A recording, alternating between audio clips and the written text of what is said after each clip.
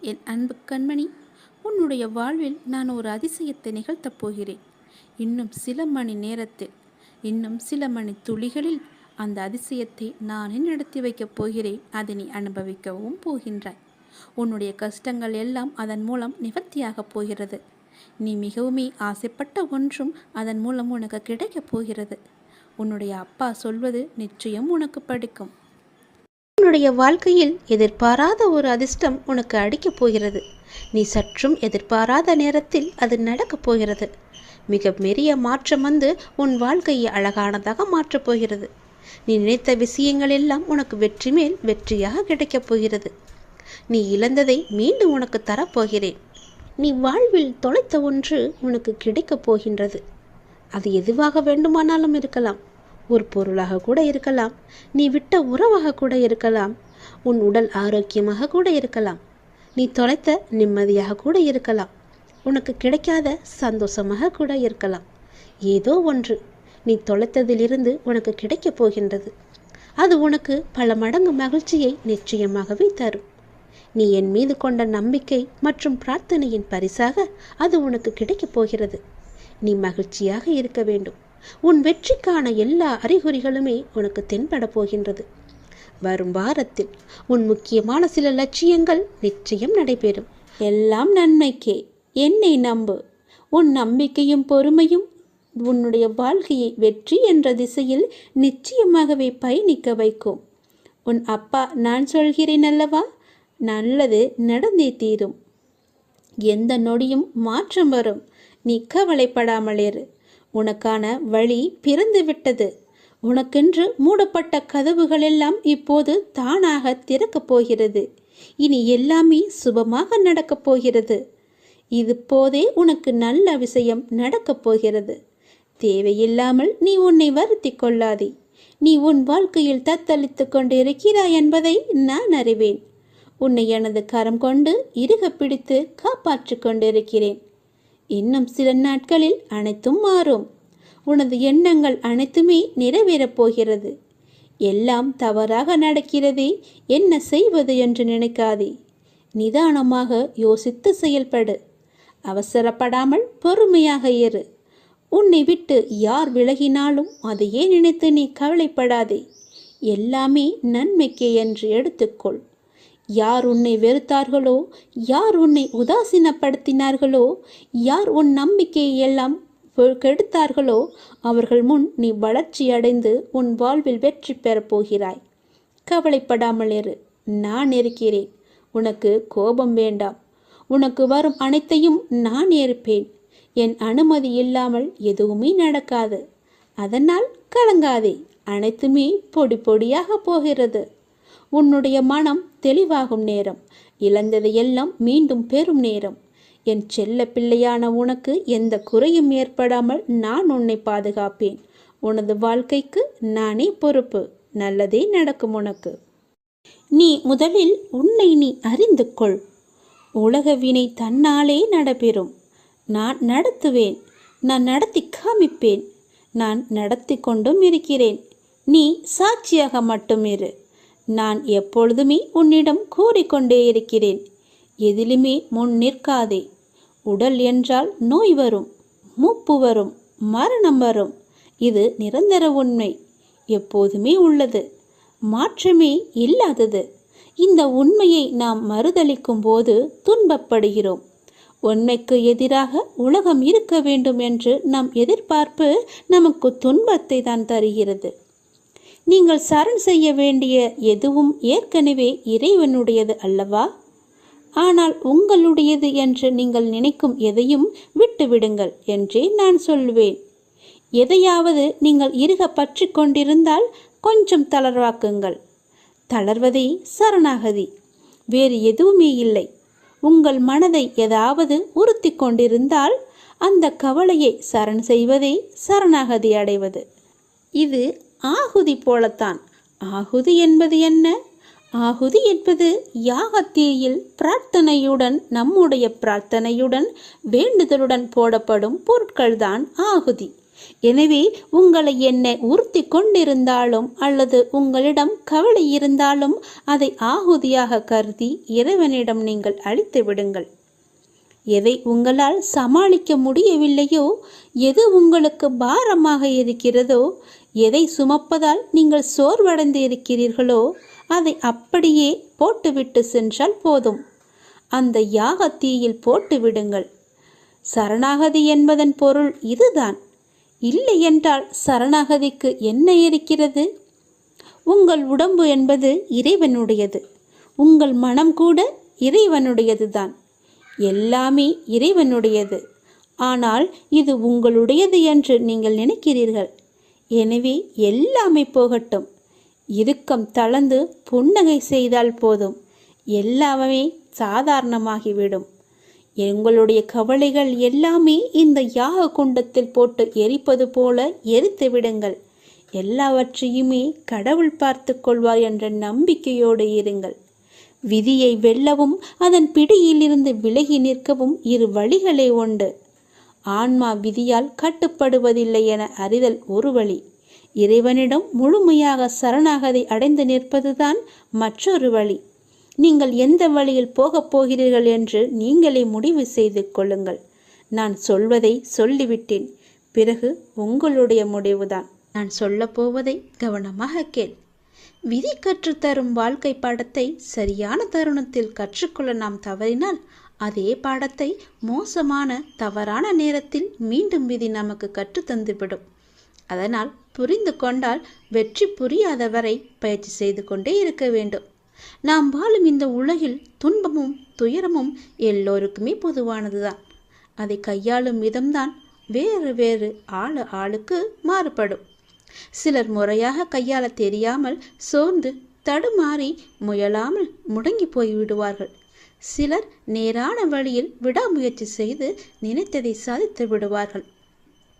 ஆழ்கடல் அனைவருக்கும் ஒன்றுதான். மூச்சடக்கி மூழ்கினால் முத்துக்கள் கிடைக்கும். வலிமையுடன் வளைந்து வலை வீசினால் மீன்கள் கிடைக்கும். இரண்டையும் செய்ய முன்வராமல் கரையை மட்டும் தொட்டால் கால்கள் மட்டுமே நனைந்து ஈரமாகும். நம்பிக்கை என்பது உங்கள் கையில் இருக்கும் வரை வெற்றி என்பது உங்கள் கைகூடும் தூரத்தில் தான் இருக்கின்றது. எளிதாகவே தொட்டுவிடலாம்.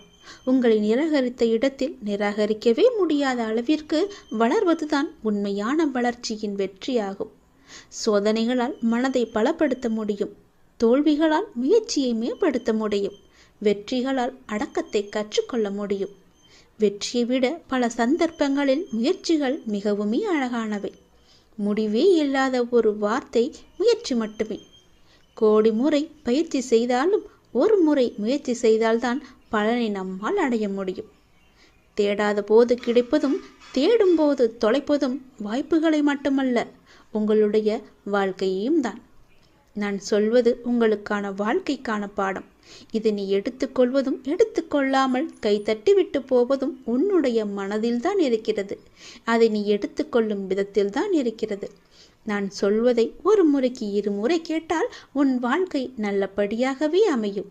இந்த சிக்கல்களும் இல்லாமல் அதை நகர்த்தி கொண்டு செல்வதற்கான ஒரே வழிகளை தான் நான் இப்போது உனக்கு சொல்லிக் கொண்டிருக்கிறேன். தனியாக நீந்தி கரை சேர கற்றுக்கொண்டால் உங்கள் எதிர்காலத்தை நீங்கள் வளமானதாக மாற்றலாம். தொடர்ந்து செயல்பட்டு கொண்டே இருங்கள். வெற்றி கிடைக்கவில்லையே என்று ஓய்ந்து போய்விடாதீர்கள். ஓய்ந்து போய்விட்டால் உன்னால் எதுவுமே செய்ய முடியாது. முயற்சி செய்து கொண்டே இரு. கண்டிப்பாக வெற்றி கிடைத்தே தீரும். என்ன, கொஞ்சம் நாட்கள் தான் ஆகும். கவலைப்படாதே. கண்டிப்பாக அந்த வெற்றி உனக்காக மட்டுமே இருக்கிறது என்பதை நம்பி நம்பிக்கையோடு துணிச்சலாக இறங்கு.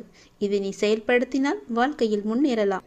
இன்று உனக்கு 10 மடங்கு அதிர்ஷ்டம் உன்னை தேடி வரும்படி ஒரு நல்லதை நான் கொண்டு வந்திருக்கிறேன். தவற விட்டு விடாதே. பிறகு நீதான் வருத்தப்படுவாய். என் அன்பு குழந்தையே, உனக்குள் நேர்மறை எண்ணங்கள் குறைந்து எதிர்மறை எண்ணங்கள் நிறைந்துள்ளதால் நீ முடிவெடுக்க மற்றும் செயல்பட அச்சப்பட்டு கொண்டிருக்கின்றாய்.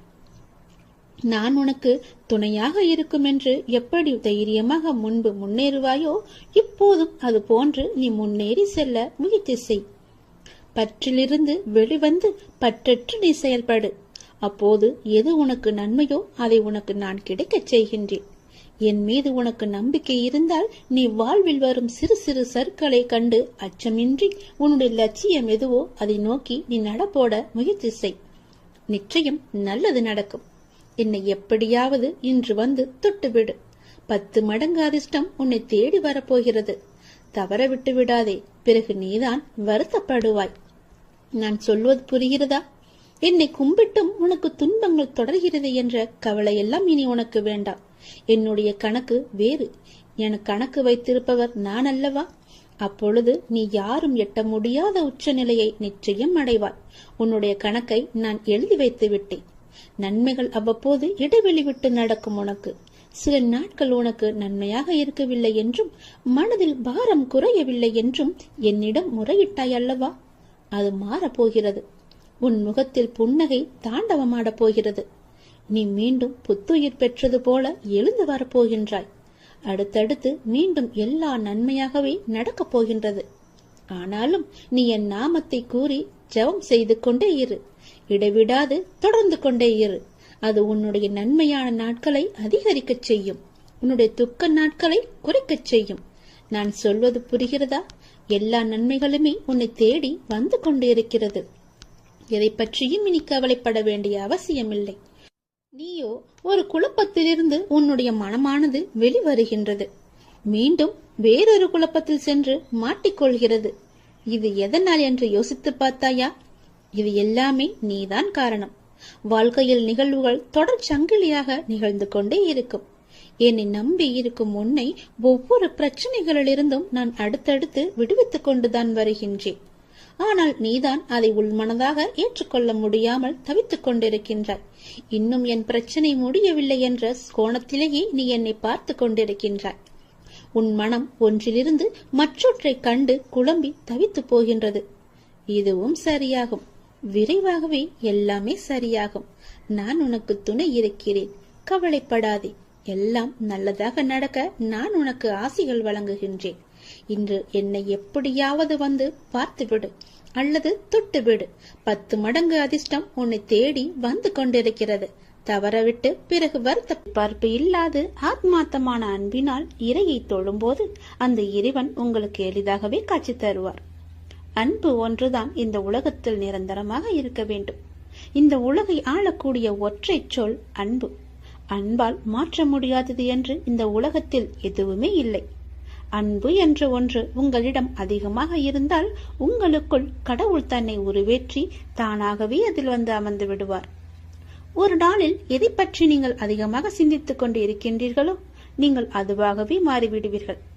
முடிந்தவரை கோபம், பொறாமை, வெறுப்பு போன்ற எண்ணங்களை விடுத்து அன்பால் நிரம்பி நல்ல எண்ணங்களை மனதால் நீங்கள் சிந்தியுங்கள். நாம் அளிக்கும் அன்பை மீண்டும் எதிர்பார்க்கும் பொழுதுதான் நாம் ஏமாற்றம் அடைகின்றோம். எந்த எதிர்பார்ப்புமின்றி நீங்கள் அன்பு செலுத்துங்கள். எந்த நிபந்தனைகளுமின்றி எதிர்பார்ப்புகளுமின்றி எல்லோரிடமும் அன்பை அளியுங்கள். அப்பொழுது உங்கள் உலகமே உங்களுக்கு புதிதாக தோன்றும். குறிப்பாக பார்த்தால் உங்களை நீங்களே அளவற்ற அன்பு செய்யுங்கள். உங்களை நீங்களே அன்பு செய்தால் தேவையற்ற எண்ணங்களை உங்கள் மனதிற்குள் திணித்து உங்களை நீங்களே கஷ்டப்படுத்திக் கொள்ள மாட்டீர்கள். உங்களுடைய ஆரோக்கியத்தை கெடுத்துக் கொள்ளவும் மாட்டீர்கள். உங்கள் ஆரோக்கியம்தானே உங்களுக்கு நல்லது. அன்பு குறையும் பொழுதுதான் குற்றங்கள் பெரிதாக பார்க்கப்படும். குடும்பத்தில், தொழிலில், நண்பர்களுடன், தெரிந்தவர், தெரியாதவர், விலங்குகள், பறவைகள், தாவரங்கள், பஞ்சபூதங்கள் இவை எல்லாவற்றுக்கும் அடிப்படையான இறைவன் என்று அனைவரிடமும் அன்புடன் நாம் இருப்போம். பல மடங்காக மீண்டும் அன்பை நாம் பெறுவோம். அன்புதான் உங்கள் பலவீனம் என்றால் நீங்கள் தான் உலகிலேயே மிக பெரிய பலசாலி. அதை நீங்கள் புரிந்து கொள்ளுங்கள். வெறுப்பது யாராக இருந்தாலும் நீங்கள் அனைவரையும் நேசித்து நாமாக வாழ்ந்து வருவோமே. நேசிப்பது நாம் தான் என்று சந்தோஷமாக வாழ்ந்து வருவோமே. உங்கள் வாழ்க்கையை நீங்கள் அன்பால் நிரப்பி பாருங்கள். உங்கள் வாழ்க்கையில் எவ்வளவு சந்தோஷமான பூக்களை சந்தோஷமாகவே பறிப்பீர்கள் என்று. உங்கள் வீடு, உங்கள் தோட்டம், உங்கள் இல்லம், உங்கள் சுற்றியுள்ள அனைத்துமே சந்தோஷத்தால் நிரம்பி வழியும். அதனால் யாரிடமும் அன்பு செலுத்த நாம் தவற வேண்டாம், மறக்கவும் வேண்டாம். உங்கள் மனதில் எதையோ நினைத்து கவலைப்பட்டு கொண்டிருக்கவும் வேண்டாம். இதை பற்றியும் நீங்கள் கவலையும் படாதீர்கள். என்னை நினைத்து உங்கள் வீட்டில் ஒரே ஒரு விளக்கு ஏற்று. உன்னுடைய மனநிலையை நான் மாற்றி காமிக்கின்றேன். உன் மனம் முழுவதும் நானே வந்து அமர்ந்து அந்த இடத்தில் அன்பை பொழிய வைக்கின்றேன். அன்பு பொழிந்து விட்டால் போதும், உன் இல்லமும் மனமும் சந்தோஷத்தில் பூத்து குலுங்கும். எனக்காக ஒரே ஒரு நாளாவது உன் வீட்டில் விளக்கு ஏற்றிவை. உன் மனநிலை மாறி சந்தோஷமாக இருப்பதை நீயே பார்ப்பாய். உனக்கு நிம்மதி இருக்கும். மனம் தளராதே. நீ உயரமாக வளர்ந்து ஜோதியை போல ஜொலிக்கப் போகிறாய். சந்தோஷமாக இரு. என் அன்பு குழந்தையே, நான் என் மீது உனக்கு சத்தியம் செய்து தருகிறேன். இந்த சத்தியமானது என் மீதானது அல்லவா? கண்டிப்பாகவே இந்த சத்தியம் உனக்கு பலிக்கும். நிச்சயம் நடக்கும். இது கேட்டு முடித்த 10வது நிமிடத்திலேயே நடக்கும். மிக பெரிய அதிர்ஷ்டம் உன் வீடு தேடி வரும். நீயே எனக்கு நன்றி சொல்ல போகின்றாய். சந்தோஷமாக அதை அனுபவிக்க இந்த நொடி முதலே நீ அனுபவித்துக் கொள்ள எல்லாவற்றையும் நீ தயாராக வைத்துக்கொள். இது என் மீது சத்தியம். உன்னுடைய குறைகளை எல்லாம் தீர்த்து வைக்கவே நான் இருக்கின்றேன். நீ கலங்காதே. நீ மனமுடைந்து சிந்தும் கண்ணீர் துளிகளுக்கு மதிப்பு அதிகம். அதை இரக்கம் இல்லாத மனிதர்களிடம் நீ காட்டாதே. உனக்காகவே என் மனவாசல் என்றுமே திறந்து இருக்கின்றது. என்னுடன் உன் சுக துக்கங்களை நீ பகிர்ந்து கொள். என்னுடன் பேசும் பழக்கத்தை நீ ஏற்படுத்திக்கொள். உனக்கு இனி ஒவ்வொன்றாகவே நல்லது தொடங்க போகிறது. நீ பட்ட துன்பங்கள் எல்லாமே அனைத்துமே இந்த நொடி முதலே முடிந்து விட்டது. நான் உனக்காக வருகின்றேன். உனக்காக மட்டுமே நான் வருகின்றேன். கலங்காதே. என்னுடைய வரவால் இனி உன் வாழ்வில் எல்லா அற்புதங்களையும் நீ காணப்போகின்றாய். உனக்கு நல்லது நடக்கப் போகிறது. நல்லது மட்டுமே இனி நடக்கப் போகிறது. ஏனென்றால் இருள் நீங்கி ஒளிமயமான வாழ்க்கையை நீ வாழப் போகின்றாய். நீ எதிர்நோக்கும் அத்தனை செயல்களும் வெற்றி பெறும். அந்த நாள் வெகு தொலைவில் இல்லை. உனக்கு வழி துணையாக நான் இருக்க உனக்கு ஏன் கவலை? நீ எடுத்த முடிவில் உறுதியாக இரு. நீ செல்லும் பாதையில் உனக்கு துணையாக நான் வருகின்றேன். எதற்காகவும் எப்போதும் அவசரப்பட்டு விடாதே. நேரம் வரும்போது என்னுடைய அருளால் அது தானாக நடக்கும். உங்களுக்கு நல்லது நடக்கும்படி நானே அமைத்து தருகிறேன். ஏனென்றால் உன்னுடைய துன்பங்கள் எல்லாமே இந்த நொடி முதல் முடிந்து விட்டது. இன்னும் 10 நிமிடத்தில் ஒரு நல்ல செய்தி உனக்காக தயார் செய்து வைத்திருக்கிறேன். அது உன்னிடத்தில் வந்து சேர்ந்துவிடும். உன்னை நான் எப்போதுமே கைவிட்டு விட மாட்டேன். என்னை பார்க்கவில்லை என்று புலம்பாதே. நான் உன்னை பார்த்து கொண்டுதான் இருக்கிறேன். உனக்கு நல்லது நடப்பதற்கான வேலைகளை நான் தொடங்கிவிட்டேன். நீ சந்தோஷமாகவே இரு. என்னை தேடி நீ வர முடியாத சூழலிலும் உன்னை தேடி நான் வந்திருக்கின்றேன். நீ வாடி நிற்கும் போதெல்லாம் நான் ஏதோ ஒரு ரூபத்தில் உனக்கு வழிகாட்ட நான் வந்து அருள்வேன் உனக்கு. எனவே நீ எதை பற்றியும் எந்த கவலையும் பற்றியும் நீ கவலைப்படாமல் உன்னுடைய லட்சியத்தை நோக்கி நீ முன்னேறி கொண்டே இரு. இந்த ஆண்டில் உன்னுடைய லட்சியம் எல்லாமே நிறைவாகி வெற்றி பெறும் நாள் கண்டிப்பாக உனக்கு கிடைக்கும். சென்ற ஆண்டில் உன் கையில் வந்து சேராத வெற்றி இந்த ஆண்டு உன் கையில் வந்து சேரும். நேர்மறை எண்ணம் உனக்குள் எப்போதுமே இருக்க வேண்டும். நல்லது நடக்க நான் உனக்கு துணை இருக்கின்றேன். இது என் மீது சத்தியம். நிச்சயம் நடக்கும். 10 நிமிடத்தில் உனக்கான அதிசயம் நடைபெற போகிறது. சந்தோஷமாக இருக்க போகிறாய் நீ.